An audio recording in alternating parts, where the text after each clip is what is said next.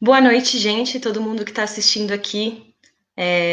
Essa é uma live da Liberdade, Socialismo e Revolução, a seção brasileira da Alternativa Internacional e Socialista. E hoje a gente está com um debate extremamente importante. Em meio à pandemia desse novo coronavírus, o Bolsonaro expressa uma escalada autoritária, que quer atacar mais os direitos e as liberdades democráticas. Manifestações em defesa de uma intervenção militar ocorreram pelo país, em alguns lugares, né, com estímulo, complacência do governo e do presidente da República. A defesa do golpe de 64 na ditadura militar, a ameaça de um novo AI-5, debate sobre o AI-5, elogio a torturadores, falas explícitas contra a instituição, vindas de generais que hoje são ministros desse governo, né? Políticos de extrema-direita e o próprio filho do presidente também profere falas como essas. Hoje é um dia da gente debater. Estamos às portas de uma nova ditadura? Qual a relação entre o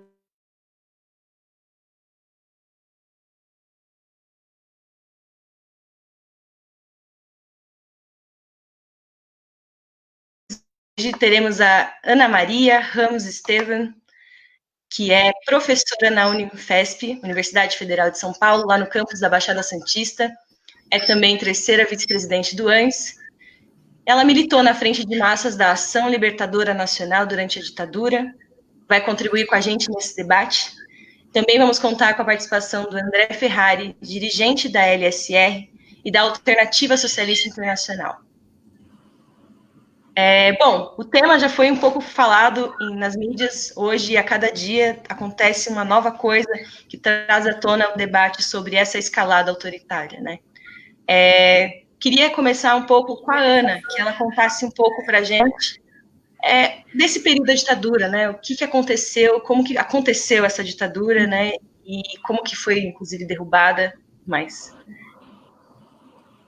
Bom, boa noite a todos e a todas. E eu quero dizer o quanto é importante esse debate hoje, né? Porque às vezes a gente perde um pouco a noção de como as coisas aconteceram na história, apesar da história só se repetir como farsa. E é importante, para falar sobre a ditadura militar, falar um pouco sobre em que contexto ela começa, né? Ela aparece numa situação que, para os conservadores e para o pessoal da direita, era um momento em que o país estava sendo levado ao caos, né? Com o governo do Jango Goulart, o país estava sendo levado ao caos e existia, com a proposta das reformas de base do Jango, a ideia de que o país estava caminhando em direção ao comunismo. E isso abre portas, né, ao golpe, que eu chamo de golpe civil-militar, né, ou empresarial-militar.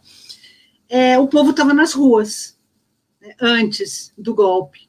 E você tinha movimentos populares, você tinha estudantes, operários, camponeses, estavam todos eles na rua para defender uma das propostas de projeto de desenvolvimento e de modernização do país, que havia sido colocado, estavam postos desde o período JK, que no governo JK havia duas propostas do que se quer para o país. Uma delas era uma proposta de reforma nacional e desenvolvimentista para construir um país moderno, mas que, ao mesmo tempo, fosse independente, socialmente justo, e equidistante dos blocos capitalistas e socialistas que eram os protagonistas da Guerra Fria. E tem uma outra proposta, que é de modernização econômica, integrada ao capitalismo mundial. Então, e a ideia de que a incorporação política e econômica dos mais pobres poderia vir mais tarde, e isso é bem explicitado no discurso depois do Delfim Neto, dizendo que primeiro precisa o bolo crescer para depois dividir, e que então os pobres aguentam, que depois a gente vai dividir. Então a sociedade vivia naquele momento, desde a posse do Jango, né, vivia um processo de polarização, né. Claro que não eram três vias postas, não estava posto para o conjunto da sociedade uma revolução socialista, o comunismo não estava posto para o conjunto da sociedade, estava posto ou o reformismo, né, que juntava vários grupos de esquerda, ou uma proposta de desenvolvimento integrado ao capital internacional, principalmente ao capital norte-americano. Então, é esse processo, neste processo de polarização, se elege um presidente de direita e um vice-presidente de esquerda, que as eleições eram separadas. Então, quando o Jânio renuncia, né, não aguenta o baque, o Jango sobe, né, e sobe com a perspectiva de fazer as reformas tão necessárias para levar o país a um processo de modernização, com uma proposta nacional desenvolvimentista voltada para a justiça social e todas essas questões. Então, o golpe de 64, o golpe civil-militar, que instaura uma ditadura, né, foi realizado por uma coligação de forças e de interesses composta pelo grande empresariado brasileiro, por latifundiários, proprietários de grandes parcelas de terra, por empresas estrangeiras já instaladas no país, principalmente aquelas ligadas ao setor automobilístico, e contou também, efetivamente, com a participação da Igreja Católica.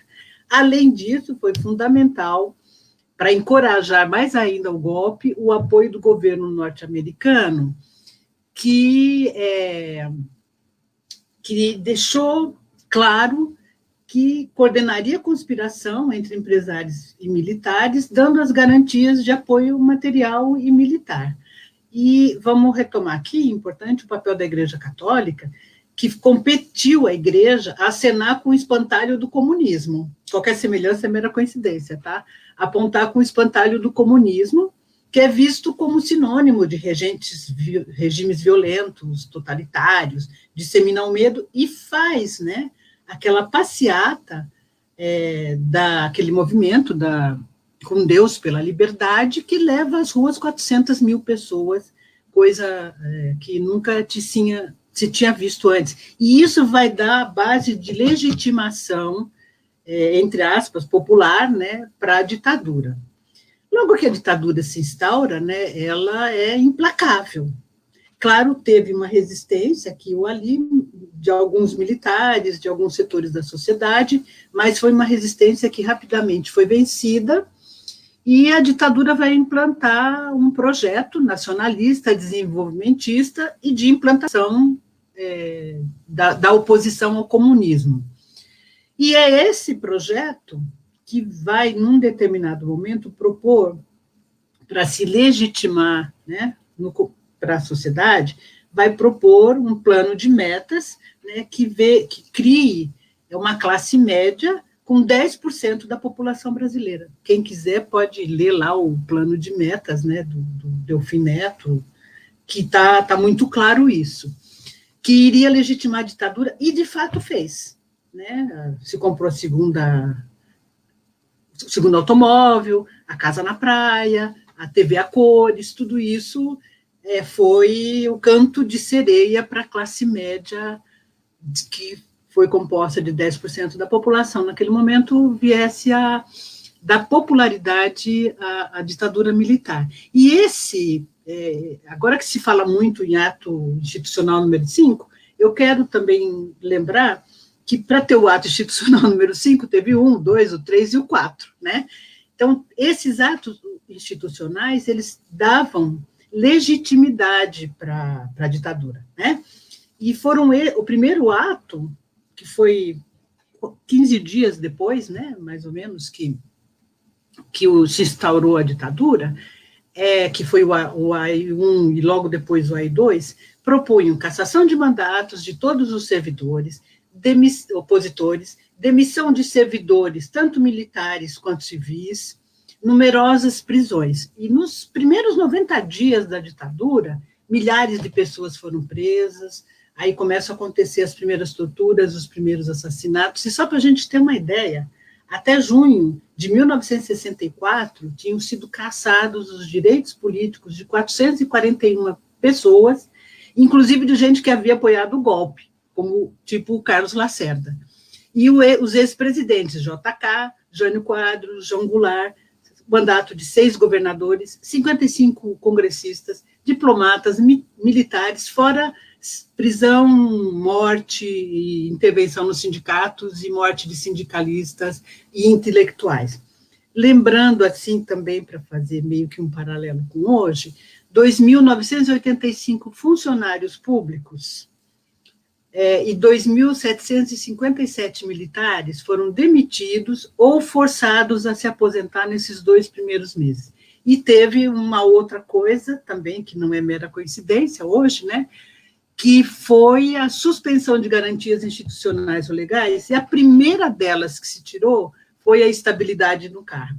Os funcionários públicos podiam ser demitidos, dispensados, reformados, transferidos, o governo ficou livre para fazer o que quisesse com os funcionários públicos. Além de uma lista de 5.000 inimigos considerados pelo regime, né, como pessoas a serem perseguidas e pessoas que estavam na lista de inimigos públicos. Perto desses 2 primeiros atos institucionais, o AI-5 foi a cereja do bolo da ditadura. Tá? Então, como é que a ditadura se legitima? Né? O milagre brasileiro veio por uma combinação possível de fatores, que é esse desenvolvimento para 10% da população, né? A composição de uma classe média. E esse milagre vem apoiado na repressão, nos atos institucionais, na Lei de Segurança Nacional, que legalizam a ditadura, né? Na censura aos meios de comunicação, a intervenção nos sindicatos, na violência e no terrorismo do Estado, apoiados num tripé repressivo, que era censura, vigilância e repressão. E isso se completa quando contra, né, as ações civis e armadas da oposição ao regime. Essas ações contra vão ser realizadas pela polícia, tanto Polícia Nacional quanto nas polícias políticas estaduais dentro do sistema do DOI-CODE, né? Então, há uma divisão de tarefas. O SNI, criado a partir da Lei de Segurança Nacional, ele tem uma estrutura informativa e não é operativo. O Exército vai passar a ter função de polícia. E o conceito tradicional de guerra é substituído por uma ação tipicamente policial, né? E a administração e gestão do Estado é comandada diretamente por militares, mas principalmente por civis tecnocratas, né? Reconhecidos, inclusive, como ótimos tecnocratas, digamos assim. Bom, esse governo, esses atos institucionais também são votados dentro de um congresso manietado, mas eles tinham um congresso que votava, né? Então, a ditadura, ela primeiro ataca o movimento operário e camponês também, sindicatos, né, tudo, ataca os partidos comunistas, que já estavam na ilegalidade, que se exilam, e depois ataca o parlamento, que a princípio tinha apoiado o golpe, achando que ia ter o poder, né, o governo devolvido depois a eles, e depois os funcionários públicos. É claro que isso tudo vai ter resistência, né?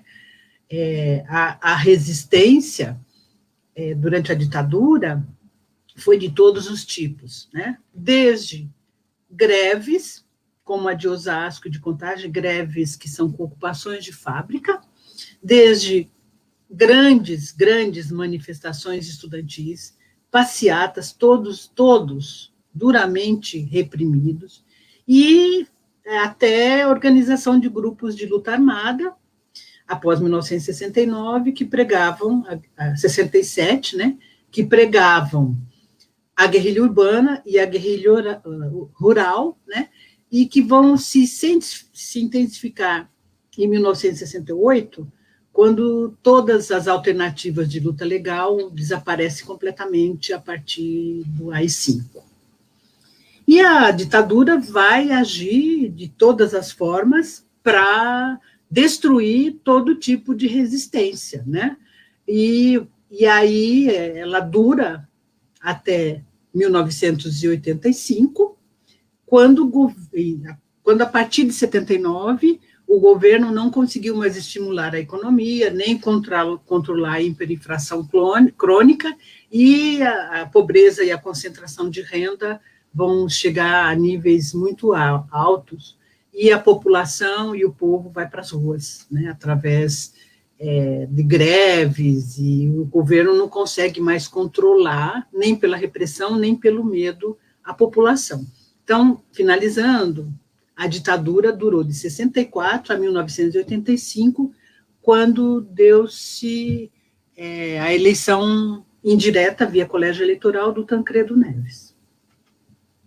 Só isso, obrigada. Bacana, né? É importante pensar esse período e as diferenças desse ato inconstitucional, né? Tem perguntas já acontecendo aqui, mas daqui a pouco, antes da gente passar para elas, eu quero passar para o André, que vai trazer um pouco... André é um dirigente da nossa internacional, né? A ASI, Alternativa Socialista Internacional. Esses eventos que acontecem no Brasil não estão descolados da realidade mundial, né? Então, acho que é extremamente importante a gente pensar se existe alguma relação disso que a Ana falou agora com a situação que a gente vive agora, né? Tomando os devidos cuidados dessa discussão, óbvio que a gente não vai repetir a história da mesma forma, mas acho que seria muito importante pensar isso e pensar, inclusive, com relação ao mundo.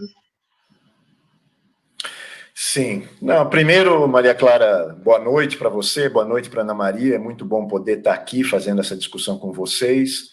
O momento é grave, mas é muito bom poder debater sobre esse momento grave junto com vocês, em particular a Ana Maria, com toda a experiência e a história de luta e de resistência que ela tem. Também saudar todo mundo que está acompanhando aqui de casa, que está passando por momentos difíceis, mas é muito importante essa iniciativa para que a gente possa se preparar para agir, se preparar para intervir nessa realidade, não apenas debatê-la, não apenas tentar compreendê-la. O tema que a gente está entrando aqui, ele é crucial. Eu vou abordar mais a situação atual, a discussão sobre os riscos de uma escalada autoritária e as ameaças à democracia no Brasil é um tema vital, mas antes eu queria colocar 3 questões prévias sobre isso. A primeira delas é que nós estamos no olho do furacão, nós estamos no meio do processo. Então, a gente tem que tentar evitar tanto um impressionismo, um exagero que muitas vezes pode nos levar a uma paralisia diante da realidade que a gente está vivendo, como também a subestimação da gravidade da situação, que pode nos deixar despreparados para intervir sobre ela. Só é possível conseguir esse equilíbrio aí entre o impressionismo e a subestimação da realidade se a gente faz o debate e a ação coletivos. Ninguém individualmente tem a solução para as questões. Então, aí eu me dirijo até para cada um que está aqui participando dessa discussão, porque esse é o sentido de se organizar politicamente. É debater coletivamente, é tentar entender coletivamente o que está acontecendo para agir coletivamente, para intervir coletivamente, porque individualmente não dá para fazer. Então, eu chamo, inclusive, a todo mundo que esse é o momento de se organizar politicamente. A segunda questão que eu queria colocar é que o debate sobre a democracia e os direitos democráticos no Brasil é um debate que tem que ser colocado num contexto. Primeiro, o Brasil há muito tempo vive uma democracia segregada. A nossa democracia sempre foi limitada pela desigualdade social e limitada também na esfera política. Então, não existe democracia nas periferias, não existe democracia nas favelas, não existe democracia dentro das fábricas e nos locais de trabalho. Ali dentro sempre valeu a ditadura do capital, a ditadura do poder branco, patriarcal, burguês, etc, etc.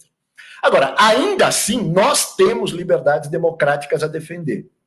E foram liberdades democráticas conquistadas com muita luta. Ana Maria está aqui, é uma prova viva do que é a resistência e a luta durante a ditadura, para que a gente possa ter o direito de falar o que a gente está falando aqui e agora.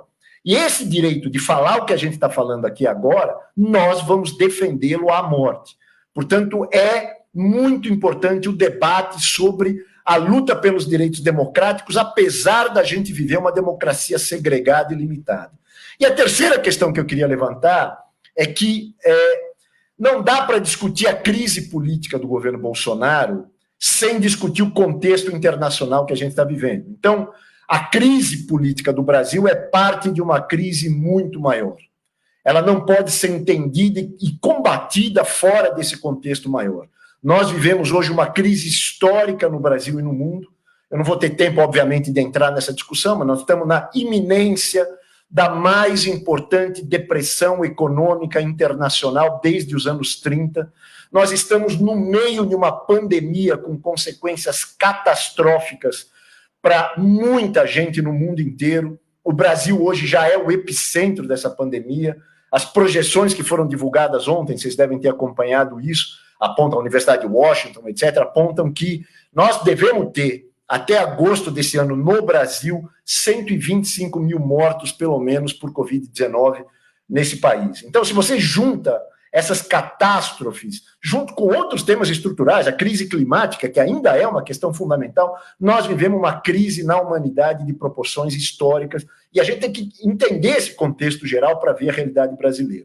É uma realidade de explosões sociais, né? Golpes e contragolpes, revolução e contra-revolução. Olhem para Minneapolis hoje e ontem, né? O assassinato a sangue frio desse jovem negro, George Floyd, que provocou uma sublevação hoje nas ruas de Minneapolis. Se a gente olha para a América Latina, do finalzinho do ano passado para cá, sublevação popular no Equador e no Chile, lutas de massas na Colômbia, sem falar no Haiti, Honduras, Puerto Rico, etc. E também vimos golpe de Estado na Bolívia, tentativas de golpe na Venezuela, as duas nos dois países bancados pelos Estados Unidos e com apoio do governo brasileiro, ou seja, o Bolsonaro cumpriu um papel reacionário também nessas situações. Então, a discussão sobre a iminência de um golpe, uma escalada autoritária no Brasil, ela não é loucura ou fora da realidade, ela já está presente no contexto latino-americano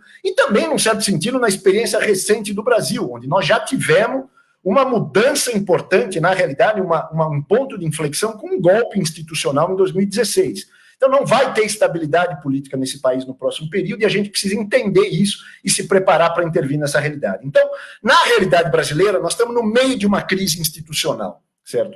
É uma crise do conjunto do sistema político, ela é uma crise do regime que foi implantado a partir da Constituição de 88, e, portanto, ela não vem de agora, ela se agrava com o golpe de 2016, né? Até o início da pandemia, o projeto do Bolsonaro era, sem dúvida, um projeto autoritário, mas era um projeto relativamente flexível. Era, essencialmente, tentar garantir a sua reeleição em 2022, mesmo que, para isso, precisasse promover uma certa escalada autoritária. Então, veja bem, não era um projeto democrático, de manutenção da ordem democrática. Ele várias vezes antecipou que não aceitaria outro resultado, a não ser a sua reeleição em 2022. Ele até disse que na eleição de 2018 ele sofreu fraude, porque ele teria ganho no primeiro turno, já preparando uma situação em que poderia vir, sim, uma iniciativa golpista, se por acaso tivesse qualquer problema com a sua reeleição em 2022. E aí, ponto, o governo Bolsonaro ele podia contar com uma certa unidade da burguesia, fundamentalmente em torno do projeto neoliberal. Foi possível aprovar a contra-reforma da Previdência, havia uma unidade da burguesia em torno do Paulo Guedes, etc. Embora Bolsonaro não seja exatamente um projeto pensado pelo núcleo central da burguesia brasileira, ele era muito funcional para essa burguesia quando aplicava a fundo as políticas neoliberais. O problema é que vem a pandemia, vem uma depressão econômica e todo mundo sabe que as consequências serão terríveis disso. Tudo muda. Então, isso provocou uma séria divisão na burguesia, uma divisão no andar de cima. Bolsonaro sabe que perderia apoio nesse contexto e o seu projeto de se manter no poder estava ameaçado e ele decide apostar alto, arriscar alto. Nega a pandemia, aposta na abertura econômica para tentar chegar num setor da população e se livrar da responsabilidade pela crise econômica e promove, antecipa, na verdade, a escalada autoritária que já era parte do seu projeto. Diante da crise do Bolsonaro, um outro setor da burguesia, a direita mais tradicional, viu também uma oportunidade de se recompor, porque ela perdeu espaço diante da ascensão da extrema-direita bolsonarista, principalmente a partir de 2018. Então, esse setor da burguesia tenta se apresentar como mais sensato, como ponderado, tendo medidas responsáveis na pandemia, tentando se aproveitar de uma situação que a gente tem visto em outros países, né? Governos de direita que tentam parecer como estão dando respostas à pandemia e estão até crescendo na sua popularidade até certo ponto. Então, o Dória quer isso, o Witzel quer isso, outros governadores querem apostar nessa direção. Então, há uma disputa desses dois setores da burguesia que está presente na realidade. Agora, os dois lados trabalham, isso é uma questão importante, os dois lados, a extrema-direita bolsonarista e a direita tradicional, agora agregada, né, de gente que não é tão tradicional como Witzel, como o próprio Dória, até certo ponto Moro, agora que sai do governo, mas os dois lados trabalham com uma lógica de uma contra-revolução preventiva. O Dória, o Maia, PSDB, o DEM, eles temem que o Bolsonaro provoque uma reação e uma polarização extrema na sociedade que faça ressurgir um cenário de caos social e de radicalização, por exemplo, como nós vimos no Chile no ano passado. Ao conter Bolsonaro, eles querem estabilizar minimamente a situação e preparar um projeto de voltar ao poder posteriormente, com um projeto mais sereno, um neoliberalismo duro, mas mais sereno, mais ponderado, etc. Esse é o projeto da Globo. Esse é o projeto desse setor da burguesia nesse momento. E o Bolsonaro sabe que essa explosão social resultante da crise pode surgir e já se antecipa e quer esmagá-la desde já. Essa é a questão concreta.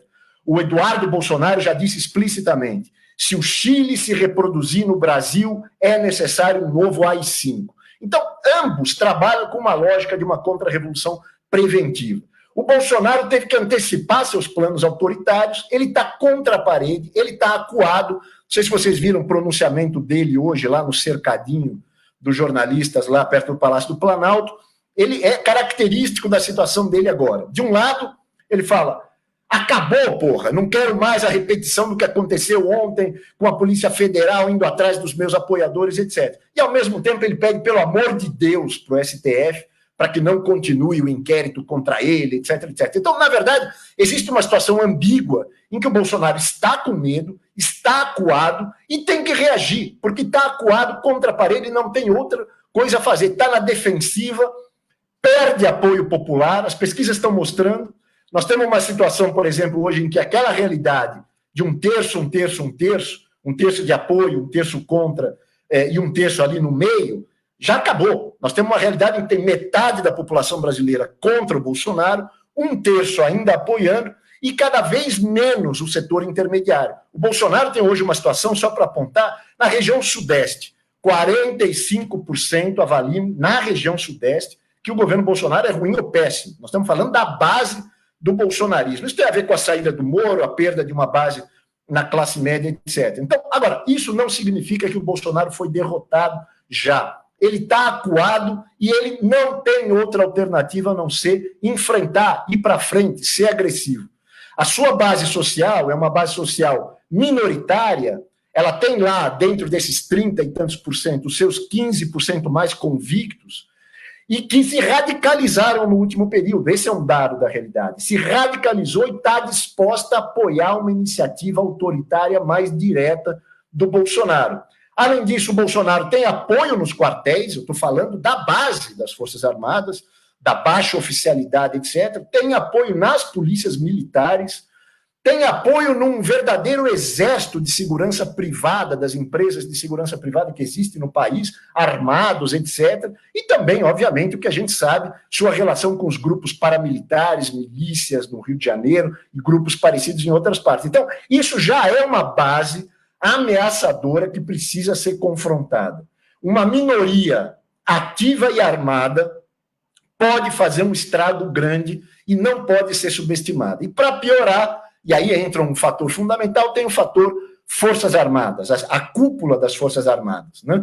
A ideia de que a cúpula das Forças Armadas se disporia a conter excessos do Bolsonaro, né, a segurar a mão do Bolsonaro, ela tem um elemento de realidade. Foi um pouco isso na origem né, quando a cúpula das Forças Armadas meio que foi levada a entrar no governo Bolsonaro para cumprir esse papel de controlar mais ou menos a situação, mas hoje a situação é um pouco diferente. O que nós estamos vendo, na verdade, é um debate de quem é que está controlando quem. Porque a cúpula das Forças Armadas no governo está bancando, em geral, as políticas gerais que o Bolsonaro está fazendo. Então, essa cúpula das Forças Armadas não é garantia de nada. Ela pode vir, existem divisões e contradições, mas ela pode vir a ser obrigada a entrar na lógica golpista que o Bolsonaro está insuflando, até pela pressão da base da sua própria corporação e também por uma realidade que é a seguinte, olha, qual é o futuro das Forças Armadas? Na verdade, o futuro das Forças Armadas está ligado inexoravelmente ao que vai acontecer com o próprio Bolsonaro. Eles controlam o Ministério da Saúde, eles estão no governo, eles têm milhares e milhares de pessoas envolvidas com o governo, então eles estão ligados diretamente. Então, isso é um elemento muito preocupante. Aí a pergunta é, o STF vai deixar, o Congresso vai deixar? Bom, acho que essa é uma questão importante. A gente já viu que o sistema político está em crise.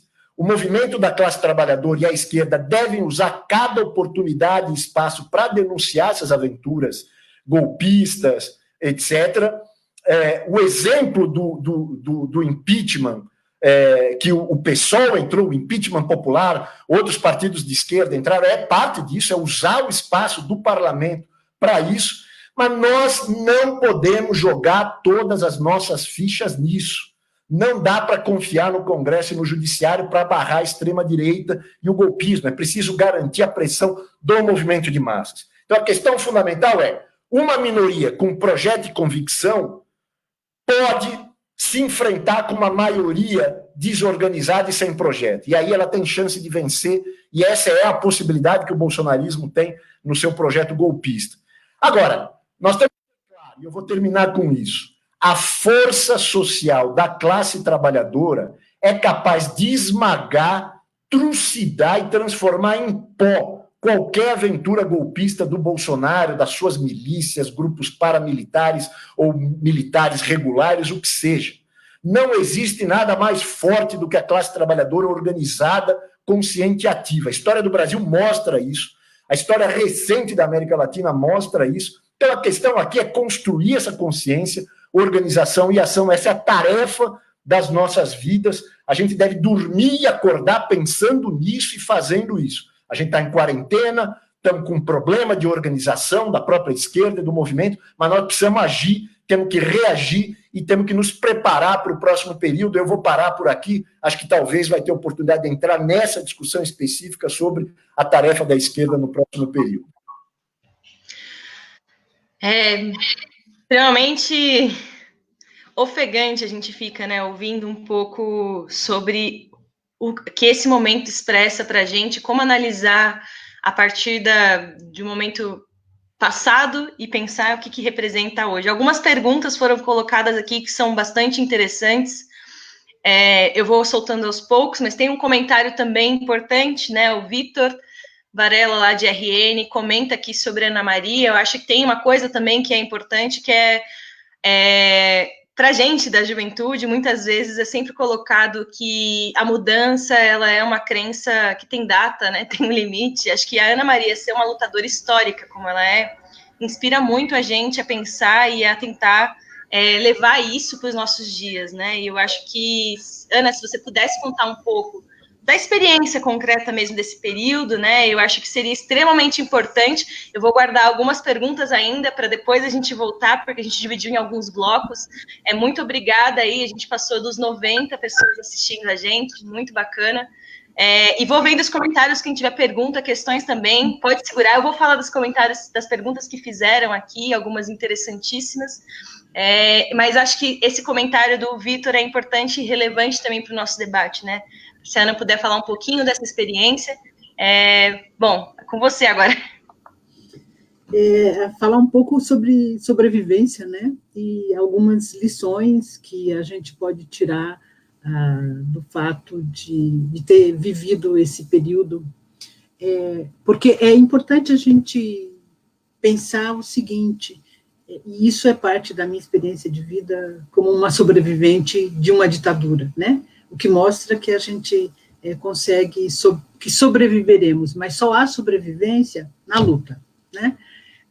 Eu queria também falar que, quando eu disse que a ditadura militar acabou em 1985, né, dá a impressão que foi uma coisa assim, acabou o colégio eleitoral, elegeu Tancredo e tal. Não foi nada disso. Né? O que, de fato, derrubou a ditadura militar, de fato, foram todos os movimentos sociais, e a ditadura militar, e esse período eu falo com muito carinho, porque eu vivi, né? A ditadura militar teve o seu fim quando as massas, né, foram para a rua, quando o povo foi para a rua. Então, quando as lideranças do movimento estudantil, as lideranças das comunidades de base, dos sindicatos, todas as instituições da sociedade civil começaram a perceber que quem estava morrendo, né, quem estava sendo assassinado, eram as suas direções, já não eram mais as pessoas que estavam na clandestinidade, que ninguém nem ficava sabendo que tinha morrido, né, já não era a vanguarda que estava clandestina, mas que eram suas lideranças conhecidas, né, do movimento estudantil, do movimento operário, do movimento das comunidades de base. E é isso, né? Essas pessoas na rua organizadas, as mulheres nos clubes de mães, as revoltas das panelas vazias, né? Essa avaliação que a gente faz, né? Que no momento em que o povo, os trabalhadores da sociedade brasileira, em seu conjunto, foi às ruas, é que você tem o fim da ditadura. A ditadura caiu exatamente no momento em que o povo vai lutar para a rua, vai para as ruas lutar, para exigir não só o fim da ditadura, né, mas exigir mais que isso, o fim da ditadura, a redemocratização da sociedade, a Constituinte, que entra depois, né. Então, na minha experiência, para mim, o que importa, de fato, é que você tem que juntar, né, eu que participei de um movimento que era de vanguarda, né, digamos assim, é que você tem que juntar povo e vanguarda, você tem que juntar teoria e prática, você tem que juntar direção e massas, né? Só a luta de uma vanguarda descolada da luta de massas não derruba a ditadura. E a luta de massas sem vanguarda pode até derrubar a ditadura, mas sem direção revolucionária, a ditadura pode sempre voltar. Eu acho que essa é a avaliação que eu faço da minha vivência, né, nas lutas contra a ditadura. E, eu não sei, estou aqui à disposição para responder questões, e é difícil a gente personalizar numa experiência de vida, tá? Porque é um conjunto, né? Então, é isso. Muito importante esse conjunto, e acho que todo mundo comentou aqui essa frase muito marcante de colocar que a sobrevivência na luta, né? Eu acho que isso, para a gente, é importante, porque, lógico, a gente não quer embelezar nenhum tipo de dificuldade, né? Porque melhor para a gente fazer luta é quanto mais direitos a gente tem para poder organizar a luta, né? Não é o contrário, né? Quanto menos direitos, menos possibilidades é melhor. Não é uma reação automática das pessoas, né? Mas é também saber que processos ocorreram e que resistências existiram, né? E essas resistências são históricas e o maior acúmulo que as organizações de esquerda têm hoje, a sua intervenção nessa luta, a sua resistência nesses processos históricos, né? Eu acho que é extremamente importante. Algumas pessoas comentaram aqui sobre perguntas, né? Existe muito um discurso, André Vilares, aqui do Rio de Janeiro, colocou sobre essa leitura, né? Uma leitura do processo da ditadura militar como uma reação pelo grau de radicalização dos movimentos sociais. Ele cita, né, a Liga Camponesas, a UNE, CPC e etc. Ele mesmo conclui, mas às vezes isso é usado para a gente não radicalizar na luta, né? Muitas vezes esse discurso e essa leitura do processo faz com que a gente, não, vamos ficar mais paradinho, porque, né, na verdade, podem ameaçar a gente com um golpe, que acho que é um pouco também do discurso que estão refletindo aí, que o André também falou um pouco, né? Mas acho que se puder aprofundar um pouco mais essa discussão, André, com a gente, acho que seria super bacana também. Ana, obrigada. Eu vou chamar daqui a pouco de novo. Um pouco disso que o André falou e um pouco também sobre questões que ficam, né? Que acho que é muito comum, acho que mais um companheiro colocou, se não me engano, Tiago Jesus. Por que tantas brigas e falta de consenso entre os parlamentares, entre a esquerda? Né, essa visão também de que tem um momento difícil, assim, da nossa organização enquanto classe, né, enquanto setor da esquerda.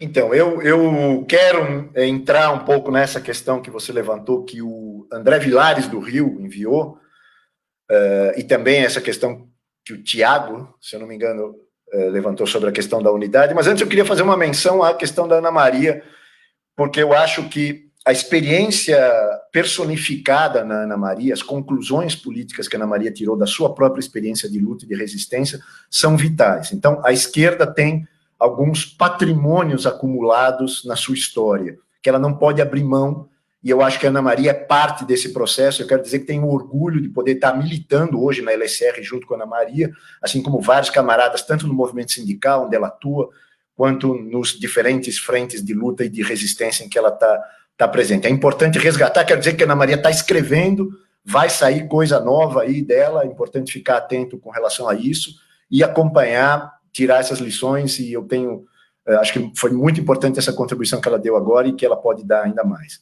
Mas, veja, sobre essa questão de que talvez a radicalização possa provocar a onça com a vara curta, e é isso que provocou o golpe de 64. A esquerda era radical demais em 64 e, portanto, por isso houve uma reação. Na verdade, essa é uma explicação furada, certo? Primeiro, porque a gente sabe de todos os limites do projeto político da própria esquerda, certo? Aquele processo em 64 era um processo que apontava por uma radicalização da luta de classes. Faltou à esquerda uma estratégia, um programa e até mesmo uma organização capaz de levar aquela radicalização até as últimas consequências. A falta dessa estratégia, programa e organização fez com que aquela radicalização e força do movimento de massas de 61 a 64, por exemplo, fosse perdida. E um setor que não tinha apoio da maioria da sociedade tinha convicção, tinha projeto de ganhar. Então, essa é uma lição fundamental para hoje. Não é a radicalização, talvez tenha sido o contrário. A falta da radicalização por parte da esquerda que levou a esse desfecho, certo? E acho que essa é uma questão importante para a realidade hoje, porque a força da classe trabalhadora e do povo pobre organizado é uma força capaz de deter um golpe ou uma escalada autoritária, que não necessariamente é um momento do golpe, mas é uma escalada autoritária que a gente está vendo, e também impedir uma recomposição burguesa através da direita tradicional, mas a gente precisa saber qual que é o papel da força organizada da classe trabalhadora. Nosso papel não é de ser, por exemplo, ajudantes do Rodrigo Maia e do João Dória contra o Bolsonaro.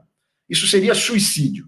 Tanto porque eles capitulam, eles não levam essa luta até o fim, certo? Rodrigo Maia está sentado em mais de 30 iniciativas de impeachment e tem uma postura, se reúne com o Bolsonaro aqui, ou seja, não vão levar até o fim a luta contra o Bolsonaro, além do que preparam novos ataques contra nós. O Rodrigo Maia é o principal responsável pela aprovação da contrarreforma da Previdência. Eu diria que ele é mais responsável pela aprovação da contrarreforma da Previdência do que o Paulo Guedes. Ele fez mais para aprovar esse ataque aos trabalhadores do que o próprio Paulo Guedes. Então, essa é a primeira questão. Esse debate é importante, porque tem setores da esquerda que mantêm ilusão na ideia de que vamos abrir mão das nossas bandeiras, do nosso programa em nome de uma unidade democrática com setores que não vão levar essa unidade até o fim.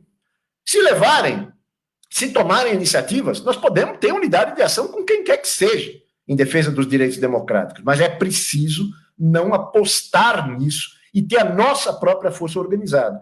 Outra questão é que o nosso papel também não é o de sangrar Bolsonaro, mas deixá-lo lá, mais fragilizado, para depois a gente reaparecer triunfante e ganhar as eleições de 2022. Essa estratégia já se mostrou furada. Também é suicídio. É preciso aprender com isso. Essa foi a lógica da derrota de 2018. A própria luta pelo fora Temer, por exemplo, depois do golpe de 2016, ela foi contida na expectativa do resultado eleitoral de 2018. E deu no que deu.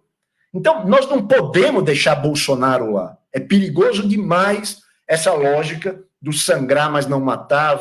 Na verdade, esse é um erro que está presente nas principais direções da esquerda ampla, digamos assim, do Brasil. Estou falando do PT, do PCdoB, etc.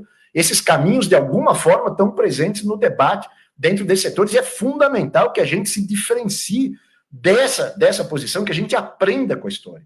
O movimento dos trabalhadores tem que assumir o protagonismo da luta contra o Bolsonaro, tem que se mobilizar pelo fora Bolsonaro e não deixar isso nas mãos do Maia, do Dória, de companhia bela. Nosso papel é ir para cima, é lutar já para derrubar o Bolsonaro, para barrar o golpe ou a escalada autoritária, para salvar vidas. Cada dia que o Bolsonaro permanece lá significa uma piora na realidade da pandemia, certo? E, portanto, para salvar vidas, o fora Bolsonaro é para salvar vidas durante a pandemia e garantir direitos. Em meio a uma depressão econômica, o desemprego vai explodir. A realidade de vida de milhões de trabalhadores vai piorar muito com a crise que a gente já está vivendo. Então, nós temos que garantir direitos e tem que derrubar o Bolsonaro, que só aprofunda, na verdade, essa crise e essa realidade. Hoje a gente está na quarentena. É muito difícil organizar a luta. Tem que reconhecer isso. Tem luta acontecendo. Os residentes profissionais de saúde estão em greve, porque não estão recebendo salário no meio da pandemia, certo? Nós temos lutas de setores essenciais que têm que trabalhar no contexto da pandemia, transporte público, hospital, saúde, etc., que têm condições precárias e que estão se mobilizando, estão lutando, estão... Nós tivemos, na semana passada, por exemplo, uma passeata bastante significativa, eu acho, de Paraisópolis, da favela de Paraisópolis, das maiores da América Latina, para o Palácio dos Bandeirantes, com reivindicações básicas. Nós queremos comer, nós queremos poder ter condições de sobrevivência, etc. E eles estão se organizando lá para prevenir a pandemia, etc., e ao mesmo tempo lutar pelas suas reivindicações. Fazer ações de solidariedade no meio da pandemia é fundamental. O que nós estamos fazendo no Jardim Pantanal, as iniciativas que estão surgindo em várias regiões, o que o MTST está fazendo, vários movimentos estão fazendo, é fundamental, é parte da sobrevivência da nossa classe. Então, é coisa que a gente pode fazer agora mesmo, né? Agora, o cenário vai se abrir no próximo período de um jeito ou de outro. Seja porque nós vamos começar a ver explosões sociais no meio desse processo, seja porque vai haver um aumento da tensão social e oportunidades maiores para a luta organizada. A gente tem que se preparar para isso.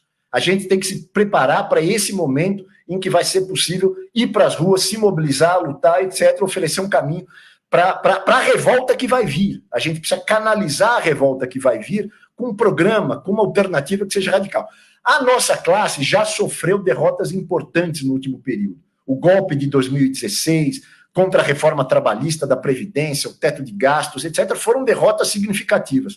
A nossa classe também se desiludiu com a esquerda, certo? Ou seja, não há nada que explique a ascensão da extrema-direita, inclusive com um discurso antissistêmico, que não tenha alguma relação com uma desilusão com o que foi a esquerda do passado. Nós temos que levar isso em consideração também. São as experiências dos governos, inclusive do PT e tal. Então, é uma classe que ainda está confusa na sua consciência, uma parte até votou em Bolsonaro, etc. Então, por isso a nossa reconstrução, a reconstrução da esquerda, ela tem que passar por um processo de balanço e mudança de rumos. Temos que dizer isso claramente. Reconstruir a esquerda e o movimento social com um projeto que não seja um projeto de conciliação de classes, mas de uma alternativa de classe dos trabalhadores ao que está aí. Um projeto de mudança radical, mas no sentido correto. Porque, caso contrário, o único projeto de mudança radical, cínico, obviamente, vai ser do bolsonarismo. O bolsonarismo se apresenta como novo. A esquerda acaba sendo vista como velho, como representante do sistema injusto, da ordem que está aí. Nós temos que ser o novo, o radical, o livre, o democrático, o igualitário. Nós temos que ser o futuro e temos que aparecer dessa forma. Então, a nossa mudança é radical. Nós queremos um sistema de saúde pública garantido para todos e não leitos privados ociosos, enquanto os pobres morrem em casa de Covid-19, por exemplo.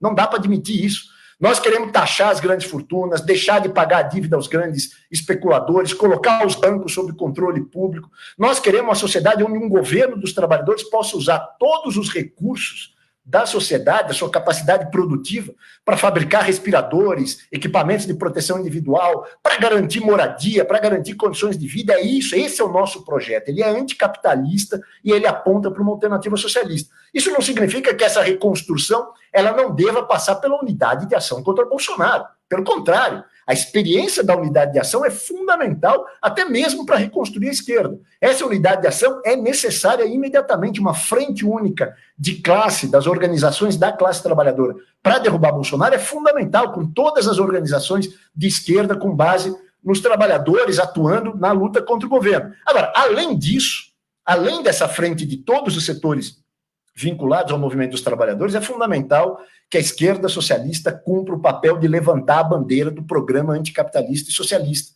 Nós temos que ser os mais firmes e combativos nessa frente única e, ao mesmo tempo, aqueles que levam essa luta até o fim, que não fica no meio do processo, né?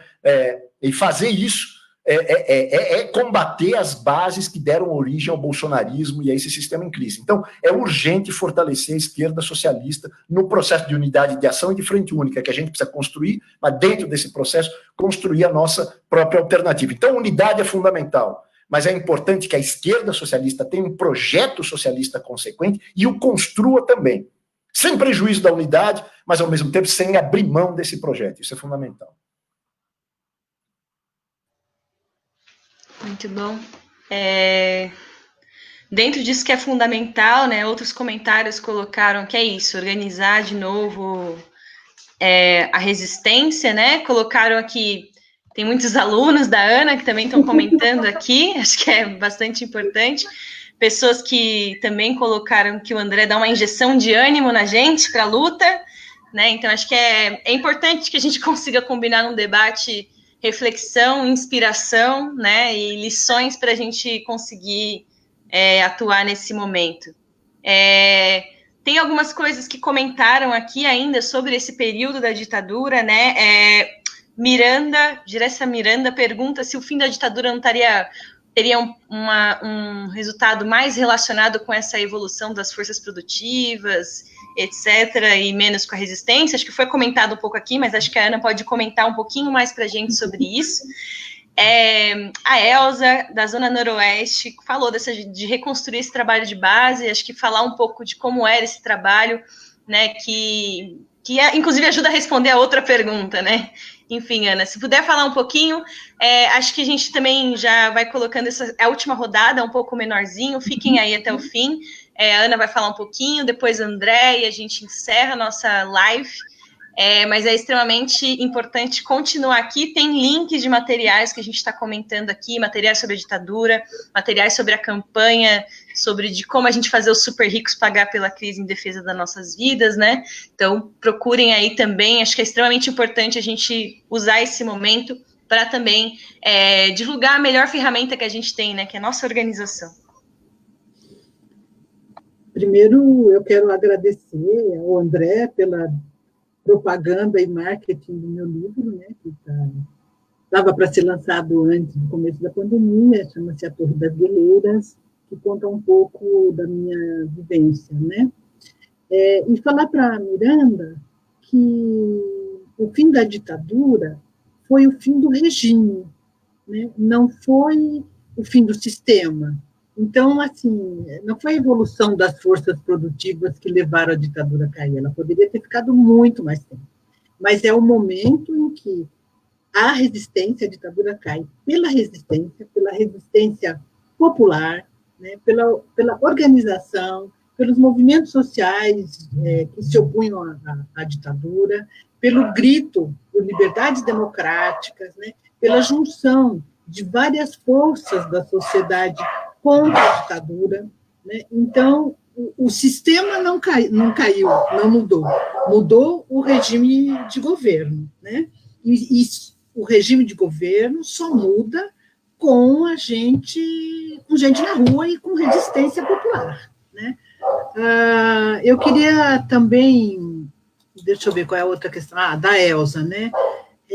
Esse trabalho de base, ele é fundamental, que é aquele trabalho que os evangélicos fazem, né? Que vão de casa em casa, que conversam com as pessoas uma por uma, que vão, aos poucos, fazendo todo um trabalho de discussão política a partir do contato, né, próximo, a partir da discussão a respeito daquilo que é mais importante para aquela pessoa, né?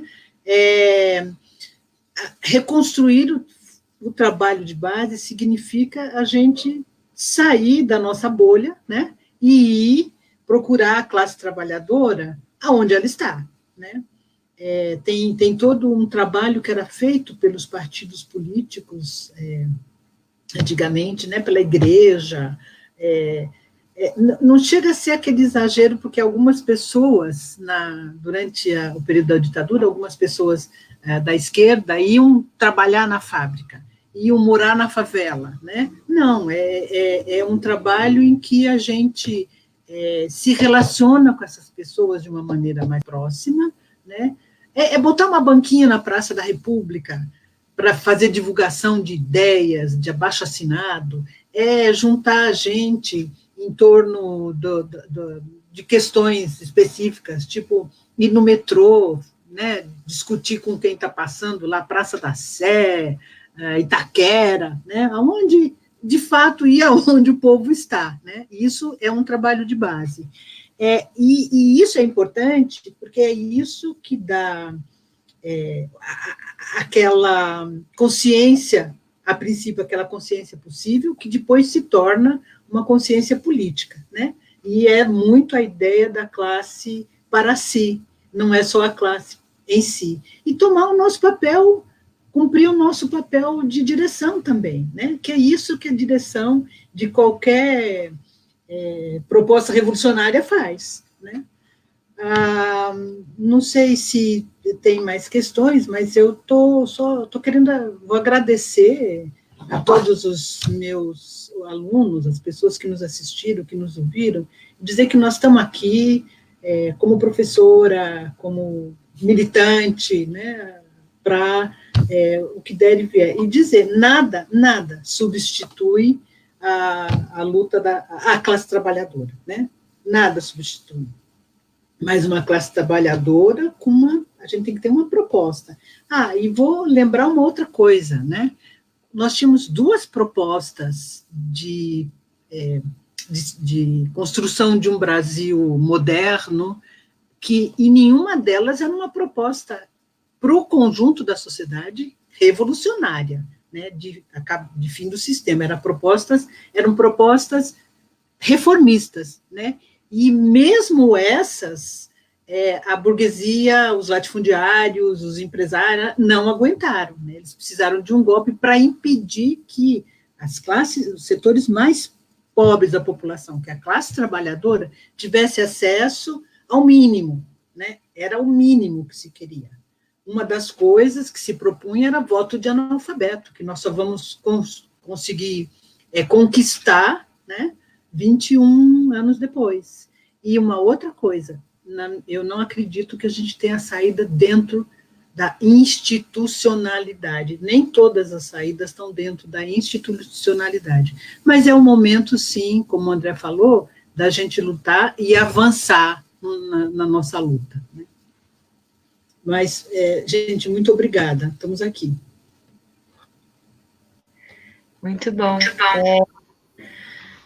André, também falar um pouquinho aí para a gente, desses breves considerações finais, que não é final de nada, né? Tá bom. Não, eu acho que a Ana Maria já respondeu as perguntas que você destacou. Eu queria só fazer um comentário rápido sobre isso que a Miranda, acho que colocou, sobre a questão de como caiu a ditadura. A história quem faz somos nós. A história quem faz é o homem. No caso concreto, não faz, como dizia o velho Marx, não faz nas condições em que escolhe, as condições são dadas por processos estruturais, etc., mas quem faz a história são os homens. É verdade que houve uma evolução, um processo econômico produtivo durante a ditadura militar que, como dizia o Marx também, forjou a corda para o seu próprio enforcamento. porque houve um desenvolvimento econômico produtivo que veio de antes da ditadura, na verdade, desde os anos 50, com a industrialização pesada, e você tem a formação de uma nova classe operária no Brasil, que o período dos anos 60 e 70 fez com que crescesse muito, e surgiu uma nova geração de um proletariado que se radicalizou no final dos anos 70 e que foi, na verdade, a força principal que levou, junto aos movimentos populares. Eu estou vendo aqui que tinha uma pergunta, uma questão da Cida, a Cida Casares falando sobre o trabalho das SEBs, o trabalho dos movimentos sociais, dos movimentos populares na periferia, muitos vinculados às SEBs, à igreja, mas os diferentes movimentos, movimento de saúde, movimento contra a carestia, essa nova geração da classe trabalhadora que surge com o processo de industrialização, na verdade, cria uma força social impressionante, que foi a base fundamental que levou à queda da ditadura. Sem falar no movimento de massas das diretas já de 1984, que eu comecei a militar, na verdade, a batalha, né, o batismo de fogo meu, na verdade, foi exatamente nesse finalzinho da ditadura militar, na campanha das diretas, quando eu vi que, na verdade, havia um mundo de luta, de transformação pela frente, etc. Então, foi o movimento de massas que derrubou a ditadura. Agora, é evidente que não derrubou da forma como poderia ter derrubado, porque muito permaneceu. O entulho autoritário permaneceu até mesmo na nova república, e é um fato de que hoje nós só estamos discutindo militares, possibilidade de golpe, etc., etc., porque também nesse país todo o processo de transição democrática não levou à punição, por exemplo, dos responsáveis pela tortura, pelas prisões, pelas absurdas arbitrariedades promovidas por uma ditadura covarde, né, nesse país. Ninguém foi punido por isso, certo? Então, obviamente, isso foi limitado, mas porque faltou, naquele momento, para a classe trabalhadora, um projeto que levasse à transição a uma situação de uma crise revolucionária realmente no país. Mas quem mudou, quem acabou efetivamente com a ditadura foi a força organizada da classe trabalhadora. E aí a questão do trabalho de base, que também foi levantado aqui, eu acho que essa é uma pergunta fundamental, porque houve uma burocratização da esquerda, houve uma superestruturalização da esquerda, a esquerda foi para o governo. Os quadros que estavam ali no dia a dia, fazendo o movimento e organizando as pessoas, passaram a ocupar espaço no Estado burguês, concretamente. E isso leva, inevitavelmente, a contradições. O trabalho de base foi desprezado. Nós temos um processo muito difícil. Esse trabalho de base acabou ficando nas mãos de outros setores da direita, inclusive através de uma parte das igrejas evangélicas, neopentecostais, etc., e, portanto, perdeu-se um pouco esse terreno. Então, uma das tarefas fundamentais é recuperar exatamente esse trabalho de base. O trabalho que nós fazemos hoje de solidariedade no meio da pandemia, ele tem que estar vinculado a um projeto concreto de luta, de organização de base e de luta. Agora, não adianta só fazer trabalho de base, essa é outra questão. O trabalho de base pode ser feito com essa ou com aquela perspectiva. O trabalho de base pode ser feito com uma perspectiva de manutenção da ordem, ou ele pode ser aquele velho trabalho de base que gera consciência crítica a partir da experiência concreta e organiza o movimento com uma estratégia, com uma perspectiva de ruptura revolucionária, que é o que nós temos que fazer concretamente. A gente tem que não nos apequenarmos no momento histórico que a gente está vivendo. O momento histórico que a gente está vivendo está fazendo com que milhões de pessoas estejam pensando por que é que nós não conseguimos enfrentar uma pandemia, sendo que existem recursos, riquezas, capacidade produtiva, capacidade... Por que o mercado, o sistema do lucro, o sistema da livre concorrência, que na verdade é o sistema dos monopólios, não é capaz de enfrentar uma pandemia? Que tipo de sociedade a gente precisa para isso? Com planejamento, com participação, com solidariedade. As pessoas estão pensando sobre isso. O nosso papel como esquerda é estimular isso, é ajudar a organizar nessa direção, porque a mudança na consciência pode ser, no período que se abre, uma mudança muito rápida, abrupta. A experiência vai ser muito forte nos próximos dias e nas próximas semanas. A experiência do desemprego, da miséria, da morte, concretamente é essa a experiência de milhões de pessoas no Brasil no próximo período. Isso mexe com a cabeça das pessoas, isso mexe com o coração de cada um de nós e leva a mudanças, leva a reflexões. Nós temos que estar presentes, organizados, inseridos nesse processo, para poder oferecer um caminho que, na nossa avaliação histórica da luta dos trabalhadores, é o único caminho possível, é um caminho que supere o capitalismo, que supere o sistema de mercado, que supere o status quo que nós temos hoje e aponte uma alternativa radical de transformação, que ela é anticapitalista, ela é socialista, não tem outro projeto a não ser uma sociedade onde a maioria se organize para governar para a maioria, e não uma minoria se aproprie de toda a produção de uma maioria da população. Então, é essa a perspectiva que nós temos que oferecer, e nós vamos ter oportunidades para fazer isso. É uma luta contra a extrema-direita, é uma luta contra a ameaça golpista, é uma luta contra os ataques, portanto, tem um componente defensivo nessa luta, mas nessa luta defensiva nós temos que apontar um projeto alternativo, porque senão nós não conseguimos nem nos defender. Nós não conseguiremos nem nos defender se a gente não apontar outro projeto. Acho que essa é uma questão fundamental. Eu vou parar por aqui, eu acho que foi boa essa discussão, mas quero dizer que essa live, ela é uma iniciativa de milhões de outras. Então, quem está aqui acompanhando, participando, junte-se a nós, vem discutir mais, vem discordar, criticar, colocar uma outra nuance desse debate, mas vem se organizar com a gente, vamos agir, porque agora é a hora da gente agir. Agora é a hora de tomar posição clara, porque, na verdade, a gente está entrando no período mais importante das nossas vidas e que, em grande parte, vai definir o futuro da humanidade. É isso. Obrigado.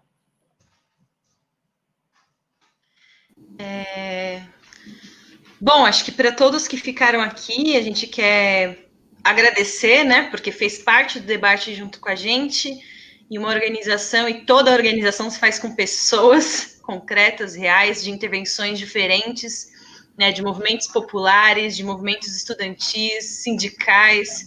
Então, todas as pessoas que estão aqui contribuindo, é óbvio que a gente não consegue pegar todos os temas, responder a todo mundo, mas acho que essa é a tarefa da nossa classe, de organizar espaços que a gente responda a todas as questões e que a gente busque essas respostas, e isso deve ser acumulado, né? E nada mais importante para a gente acumular, defender, intervir pela ruptura desse sistema capitalista do que um partido, que é a organização e a ferramenta mais importante, mais revolucionária que a classe trabalhadora já criou, que derrubou, né, o sistema em outros tempos, né, e tema para outros debates, inclusive para outras lives, né, como o processo da Rússia, etc. E acho que a gente tem, impossível terminar um debate importantíssimo como esse, lembrar de todas as lutas que aconteceram em resistências importantes, falar do momento atual que a gente vive, né, dessa crise que só fica cada vez mais acirrada e a gente fica, às vezes, perdido sem saber o que vai acontecer amanhã, né? Qual vai ser a novidade do dia de amanhã, reféns, às vezes, muitas vezes, desse sistema de caos que a própria direita está criando, né? Essa disputa da direita, essa disputa entre lado bolsonarista, lado mais militar, enfim, e as elites ainda continuam lucrando, né? A gente continua morrendo, a gente não sabe mais o que responder para as pessoas que pedem comida, concretamente, né, para os coletivos que a gente faz de solidariedade, o que a gente faz com os estudantes que tinham o sonho de se formar, às vezes quem entrou agora na universidade ou quer se formar agora, né, o que a gente faz, quais são os projetos que a gente tem. Eu acho que concretamente foi colocado aqui que a nossa importância agora é a gente conseguir organizar uma luta, porque a pandemia pode acabar, mas e o que vai ficar, né? Que situação ela pode acabar, né? Esse vírus, o que vai deixar para a gente? Então, a gente vai precisar lutar, porque a burguesia está organizando a resposta deles. E a resposta deles vai ser fazer a gente pagar a conta, porque eles não estão nem um pouco interessados em dividir essa conta aí. E isso é um processo que a gente fala da luta de classes, que a gente diz que realmente sempre que a gente consegue se organizar e a gente for reivindicar uma sociedade igualitária, que a gente for mexer no privilégio de cima, do 1%, com certeza eles vão se organizar para vir garantir e defender o seu privilégio, né? Mas é isso. Acho que eu queria chamar aqui todo mundo para conhecer a Liberdade, Socialismo e Revolução. A gente se organiza no Brasil, dentro do PSOL, fizemos parte da fundação do PSOL, que tem várias correntes dentro, e a gente é uma seção brasileira da Alternativa Socialista Internacional, está presente em mais de 30 países, faz esse debate, intervém na luta concreta, como agora a gente está tendo nos Estados Unidos, contra a morte do George, como em outros espaços, a gente já debateu aqui sobre experiência, a própria questão da pandemia, nós conversamos primeiramente com os companheiros da Itália, quando era o epicentro disso, com os companheiros que estavam em Hong Kong, né, desafiando o primeiro local, né, o primeiro continente que aquilo foi afetado, que esse vírus afetou. Então, a gente já tinha uma noção de que não era uma brincadeira, né, que nunca foi uma gripezinha, né, que a gente teria que cancelar muitos espaços se não tivesse governos, que a gente já sabe que não ia ter mesmo, que realmente pautasse direitos, que pautasse isolamento com garantia de direitos, né, que é o lockdown, que a gente quer um lockdown com controle das associações de bairro, com controle dos movimentos sociais, não com controle da polícia, que assassina aqui no mundo inteiro. Então, fica o convite para todo mundo conhecer, fazer parte, organizar. Se a gente não organizar e não defender pautas que discutam concretamente o fim do capitalismo, a gente pode correr o risco de não ser tão radical quanto o outro lado. Então, acho que é isso que é importante, eu queria deixar aqui para vocês hoje o convite. A Ana quer também mandar um recado importante nesse momento? Não, é só o recado que as nossas vidas importam e que nós sobreviveremos e que nós não temos medo. Vamos à luta, gente. Fora Bolsonaro, fora Mourão e essa agenda neoliberal. Obrigada, gente, que ficou até aqui. Divulguem ainda, esse vídeo fica salvo e depois ele também vai ser lançado no YouTube. É um debate importante. O debate não acaba aqui, tá bom? Boa noite, gente. Boa noite.